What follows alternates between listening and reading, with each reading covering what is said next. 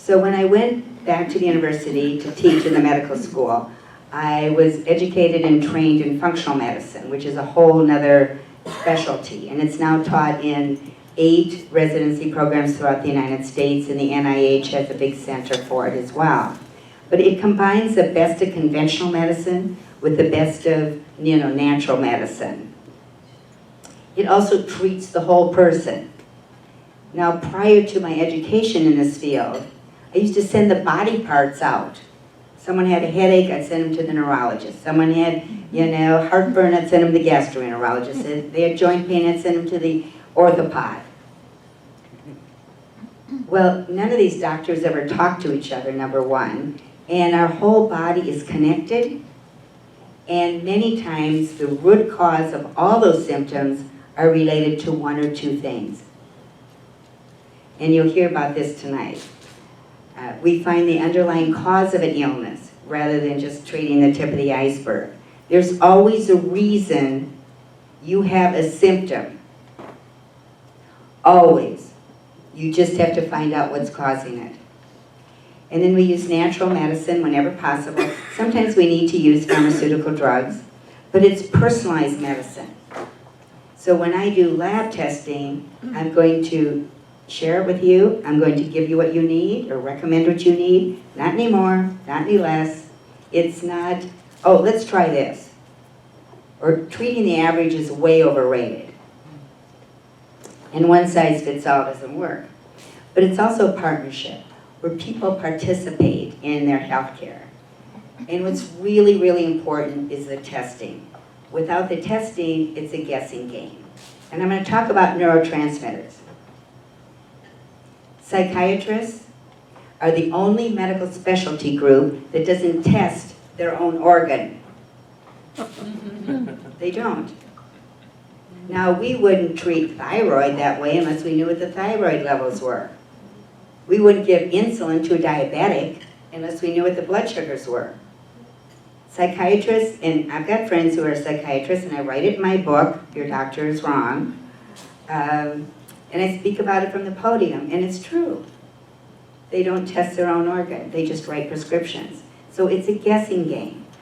And they will admit to that. They will start with one pharmaceutical drug. If that doesn't work, and we all know people, and maybe some of you, but you've all heard about it, known about it. And if that drug doesn't work, then they'll increase the dose. If that doesn't work, they might switch it to another one. If that doesn't work, they might add a second or third or fourth or fifth. That's not the best way to practice.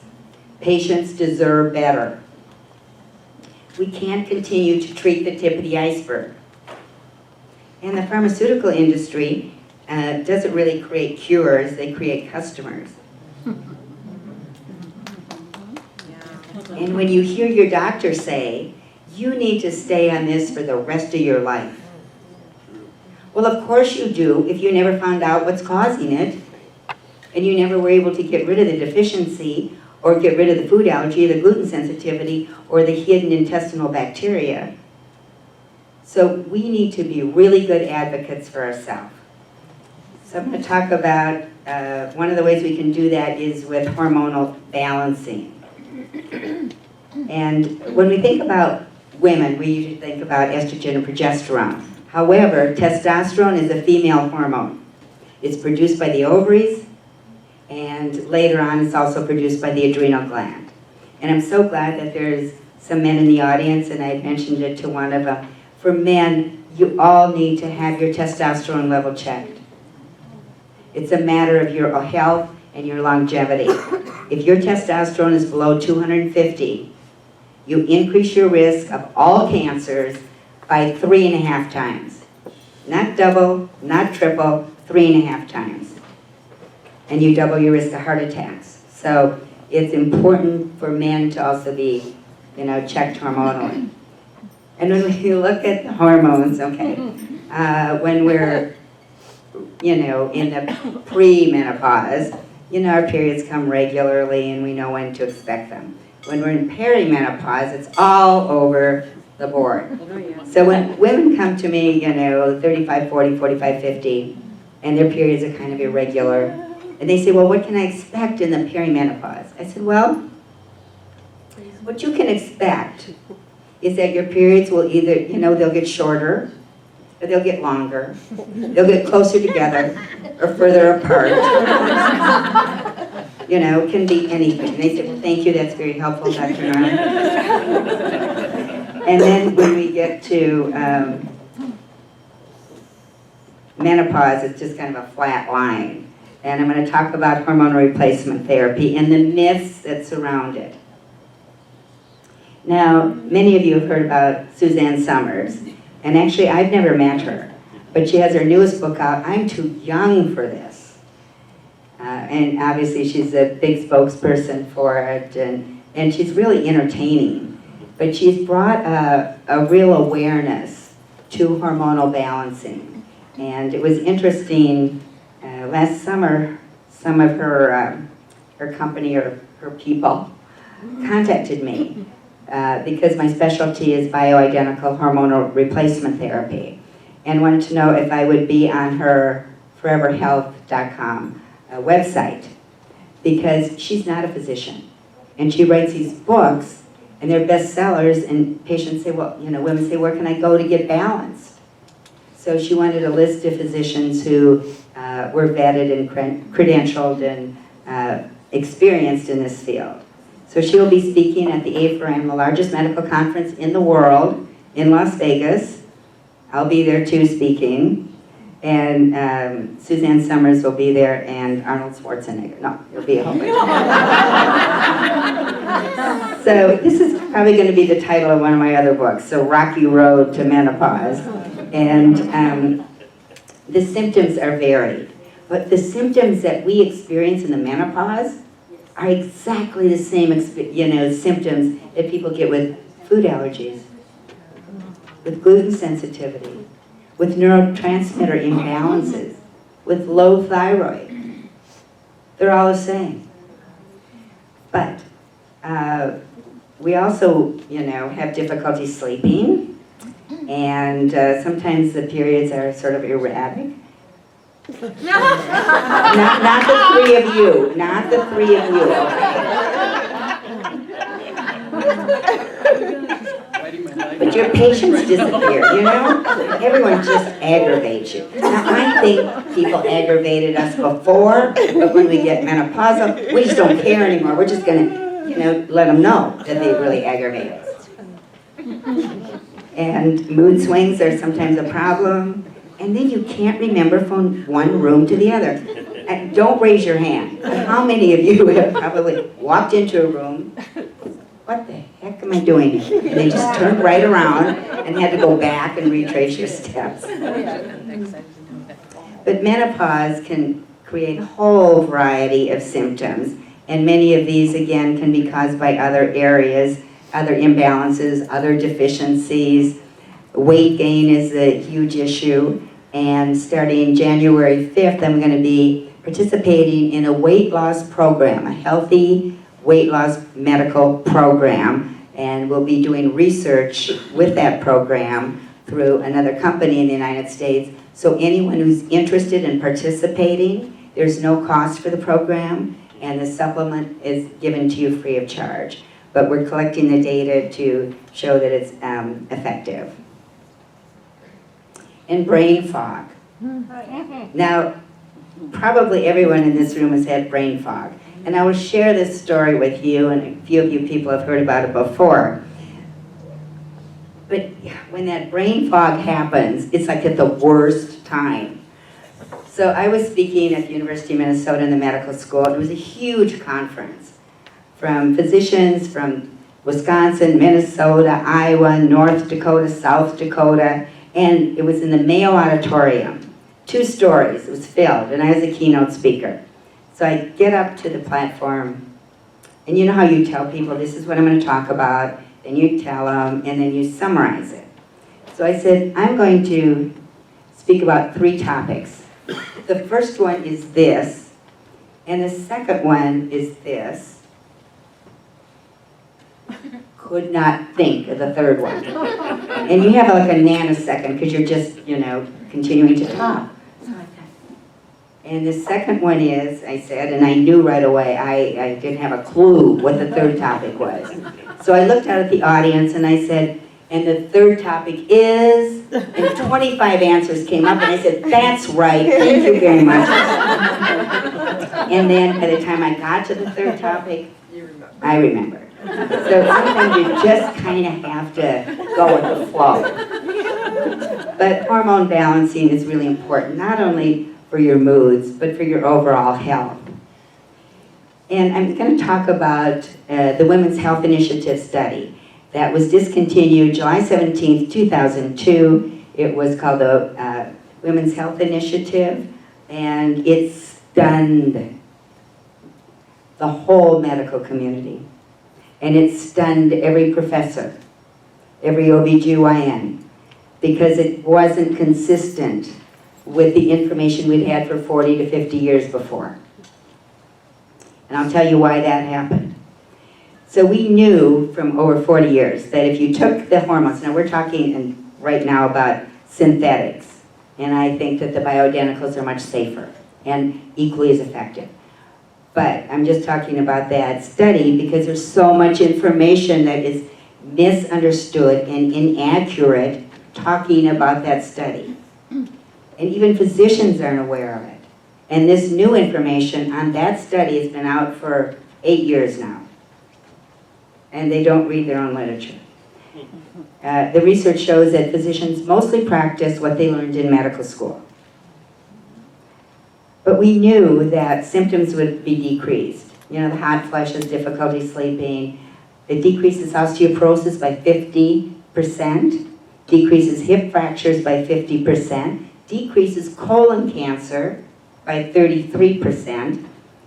It decreased cardiovascular disease in 40 studies by about 50%.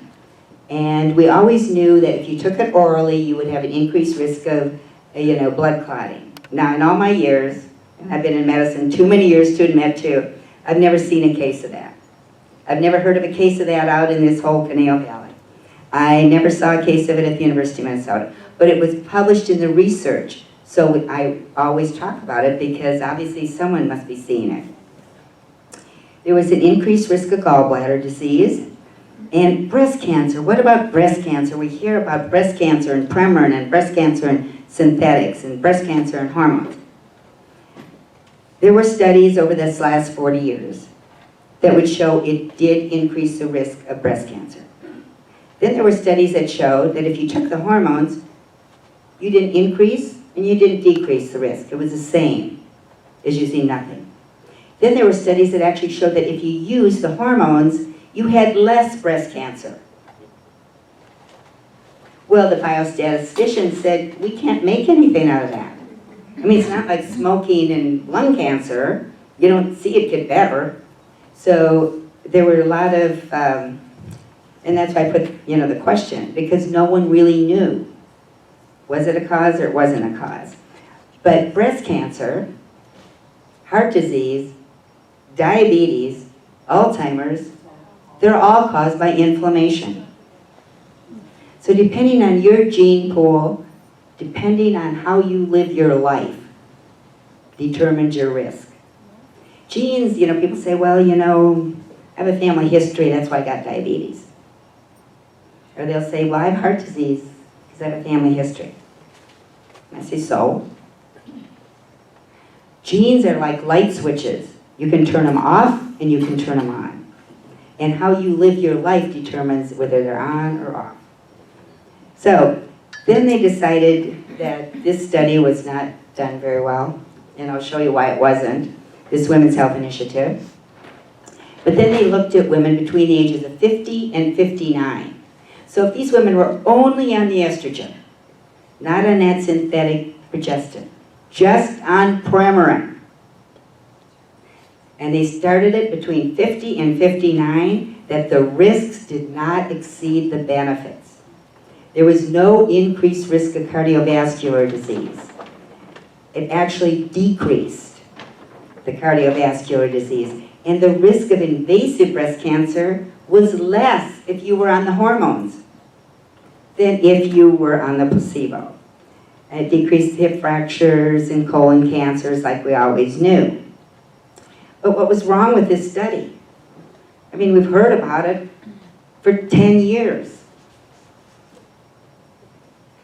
The methodology for that study was wrong. And we got all kinds of misinformation from it. And that is a disservice to women. I'm not saying you should all take hormones. What I am saying is you deserve to have the right information to make the best personal choice for yourself.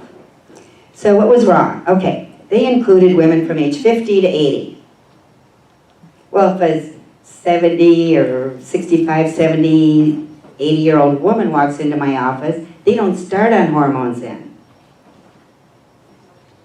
The women that are older, 65, 70, 75, 80, they have more health risks. So they took this group of women that weren't as healthy, put them on hormones that they don't use, and that's what skewed the data. You know what else skewed the data? Is all the women with hot flashes were excluded from the study. Tell me, does that make any sense? No. No, why would they do that? And 34% were overweight. 50% were smokers. And you put smokers, older, 80 years old, with already heart disease, and you put them on estrogen that they don't take anyway, and then you pool all the data and come out with some misinformation. 3% that had heart attacks, and so the whole thing was a mess. But it has been reanalyzed now. So it's all about starting earlier and using bioidentical hormones. So the skin, because bioidentical hormones are used in a cream, and we can modify them specifically for the woman. Well, every 1/2 square inch of our skin has 500,000 cells in it. And it has 32 inches of blood vessels and nerves and sweat glands. And it is really, really important what you put on your skin. And Darian get a great talk on that with Arbonne. And I'm going to talk a little bit more about toxins at the end of this talk, because it is really, really crucial. You should never put anything on your skin that you wouldn't eat. So if you'll eat your toothpaste and your shampoo and your conditioner, then it's safe enough to use. Because you are eating it, you are absorbing it in this mechanism. And sodium laurylate, that is often found in toothpaste and shampoos, that's an engine degreaser. It's a garage floor cleaner. If it spills on your garage floor and your dog eats it, he dies. And it's in all those products.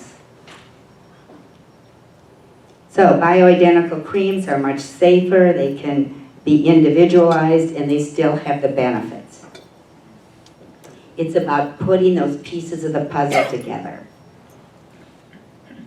And that's why I wrote this book, Your Doctor is Wrong, and I have many, many stories about why that happens, that I wrote this book. And I'll just share with you one of them. There was a woman in my hometown. I lived in a small town in Wilmer, Minnesota, about 100 miles west of Minneapolis, St. Paul. And she didn't feel well. And she actually had a lot of pain in her stomach.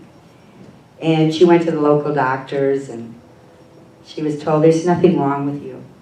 And then she went to Minneapolis, and she was told, there's nothing wrong with you. She went to Mayo Clinic in Rochester, Minnesota. They said, there's nothing wrong with you. As a matter of fact, we're going to give you antipsychotic medication. And they prescribed Thorazine for her. Within the year, she died. And prior to that, she was laying on the couch in her living room, curled up in pain, trying not to wake her family members as they slept. And as I mentioned, she died within a year. She was my mother. She was 38 years of age, and I was 12. But since that time, I've had multiple relatives, friends and patients who come to me because they too have been dismissed, misdiagnosed, or just given a pharmaceutical drug. So obviously I have a passion about this field. But neurotransmitters, I want to move on to those. They're the blood chemistries that we always think of as being produced in the brain.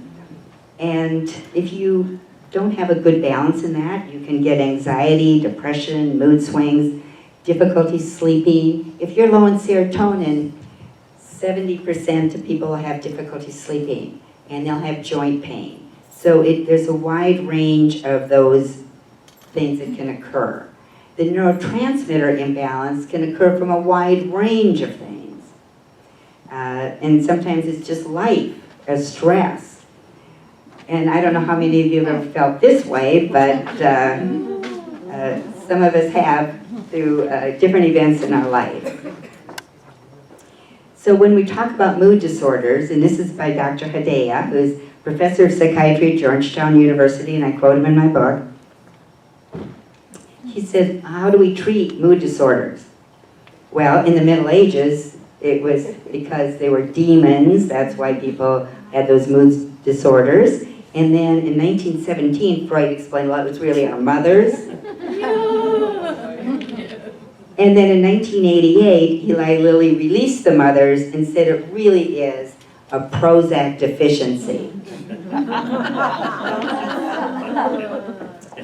But serotonin and GABA are calming hormones. We can test those, simple tests in our center by FDA-approved labs, and we can balance them with specific amino acids, the same thing that our body uses to make more serotonin or make more GABA. We need excitatory neurotransmitters, but they need to be in a balance. And I want to just mention something that I did earlier tonight at the table, and that is our gastrointestinal tract actually contains as many brain cells, neurons, as the brain. It contains more neurons in the spinal column, and it produces 95% of serotonin. Your gastrointestinal tract? Yep. So we've always kind of put the two together, you know, oh my gosh, when I heard that, that just made me sick to my stomach, you know. But now we know that our second brain is there, and so your GI tract is really important for balancing your moods. But these are just some of the symptoms of low thyroid, because the sex hormones work with the thyroid, work with the adrenal glands, work with, you know, the neurotransmitters, and they're all dancing hormones. But some of those look very familiar. Maybe they look like a food allergy, maybe they look like menopause. The inability to concentrate we referred to, but slower movements and muscle and joint pain. That morning stiffness and the swollen eyelids. I'm sure many of you don't have that, but if you did or knew someone, that could be low thyroid.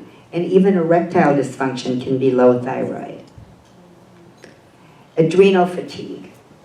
Now, many of us, and business women, men, we work really, really hard, we multitask, we're super moms, we take care of our families, our husbands, our neighbors, our friends, our co-workers, and the last people we take care of is ourselves. And that's a priority that needs to change. Because ultimately, you can't even take care of anybody else if you're not well. So we tool along, and then all of a sudden there's this burnout. And you might feel a little bit like this in the middle of the day. This is adrenal fatigue. People with adrenal fatigue, they're tired. And they have inflammation and anxiety and depression. They have difficulty getting up in the morning. So even if you've slept 8, 9 hours, 10 hours, when you wake up in the morning, it's like slow moving. Slow moving. But then when you get going, you know, your day's a little bit better. Maybe you'd get some daytime sleepiness, but you might get a second wind at night. That's the exact sign of low adrenal function. And you might be sensitive to loud noises. You go in a restaurant, it's really loud, it's like, oh, I can't stay here. You know, it's not, you want to go to a quiet place. It's so important to be tested for your cortisol levels to make sure that they're in balance. And you can also get a little spacey, you know, with low adrenal function. But all of these hormones that I talked about, they all work together. So if you're only balancing your hormones, estrogen, progesterone, or testosterone, it's like sitting on a one-legged stool. You gotta balance the rest of them as well. And I'm gonna talk now about the toxins in products. You know, the antibacterial soaps, oh my gosh, they're full of toxins. And of course, bleach and air fresheners and sunscreen. Sunscreen is so toxic. Since we started using sunscreen 25, 30 years ago, the incidence of skin cancer has increased. The incidence of melanoma has increased. There's only 17% of all sunscreen that is both safe and effective. And you can find that out on ewg.org. And it's a database, it's a 501c3, they don't sell anything, but you can look up your toothpaste, your shampoo, your conditioners. You can look up sunscreen and find the safest products for you. This is so you really have to be careful about what you're putting on your face and your body. Where did you say you can look that up? EWG, environmentalworkinggroup.org. Now, the skincare products, there's no government mandates for safety. And only 11% of the 10,000 chemicals that are used in our skincare products have ever been tested. And they were tested by the industry itself.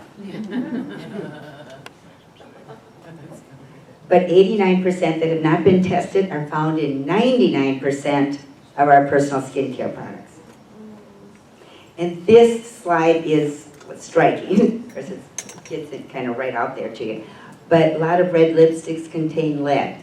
And what the cosmetic industry says is, it's not very much lead. Well, if you're putting lipstick on, you know, a couple times a day, 365 days a year, it's a lot of lead. There should be some regulation about this for safety. Now, because of this slide and the hundreds of, you know, articles and literature and research on the dangers. So this is published by the National Institute of Occupational Health and Safety, the NIH, and they looked at 900 toxic chemicals that are used in cosmetics today. And this is what their findings were. These cancer and health risk experts recently concluded that the mainstream cosmetics and personal hygiene products pose a higher risk of cancer to the patient, higher than smoking. And people say, well, you know, I wouldn't smoke. But if you're using these products on your skin every day, it's a higher cancer risk than smoking.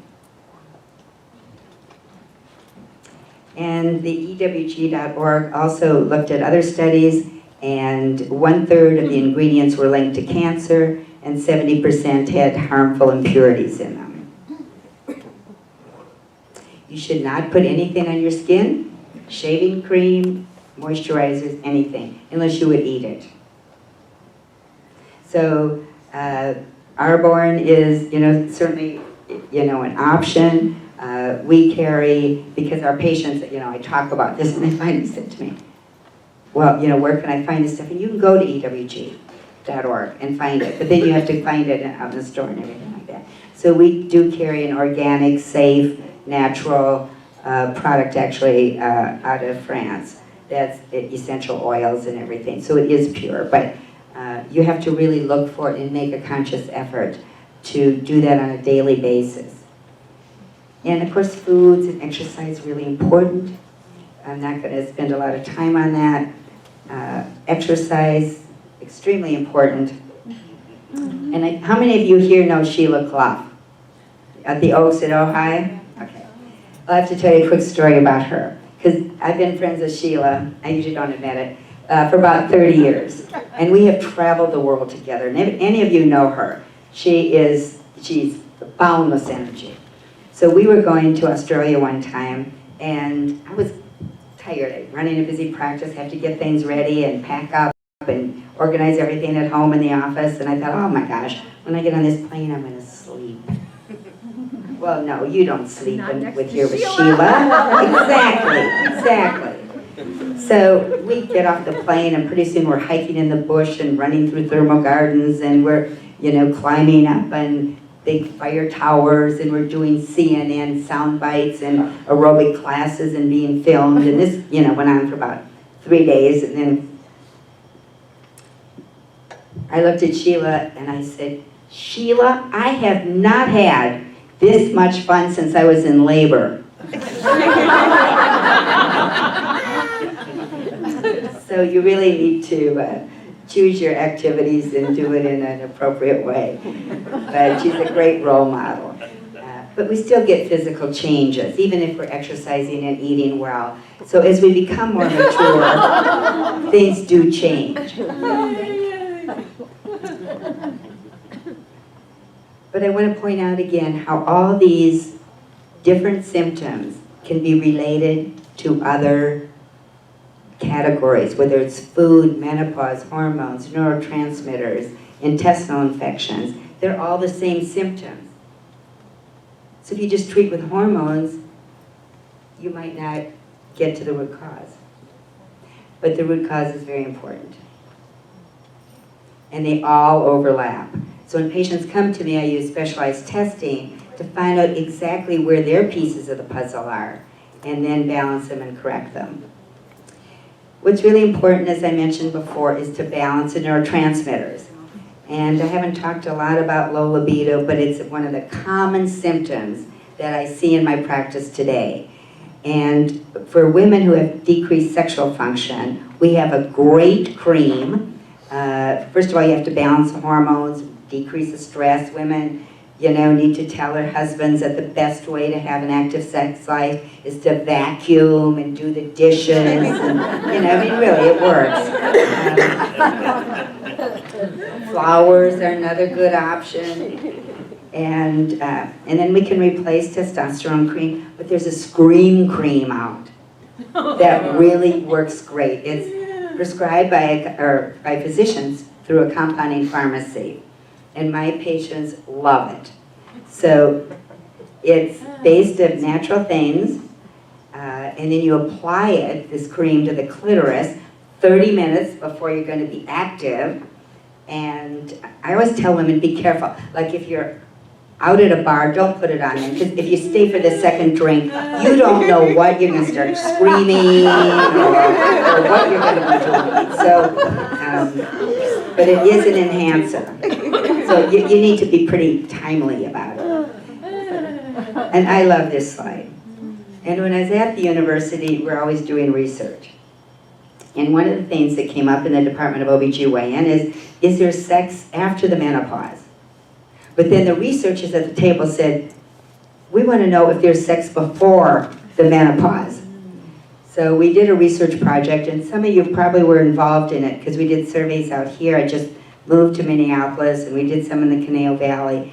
But this is what we found. The sexual frequency across a lifespan at age 30 to 40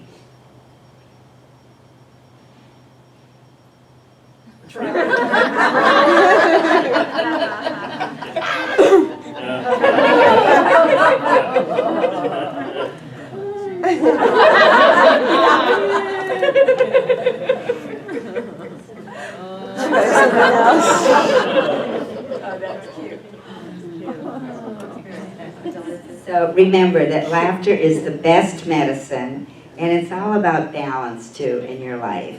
And it's about stress management, and it's about groups like this group, BCPWN.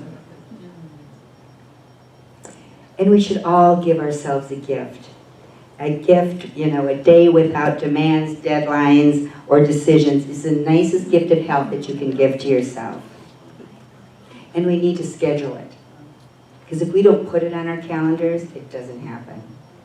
And if you put it on your calendar and you've decided to do it, or do it with friends, or whatever, and someone says, oh, you know, could you help with this, or could you carpool here, or could you do this for me? Say, I'm so sorry, but I've already made a commitment. You don't need to tell them it's a commitment for yourself to take the day off, but it's an important health commitment. So it's about putting those pieces of the puzzle together, being your own advocate for healthcare. And there are many, many stories that I share in my book. And I just wanted to have you open the book to a certain page.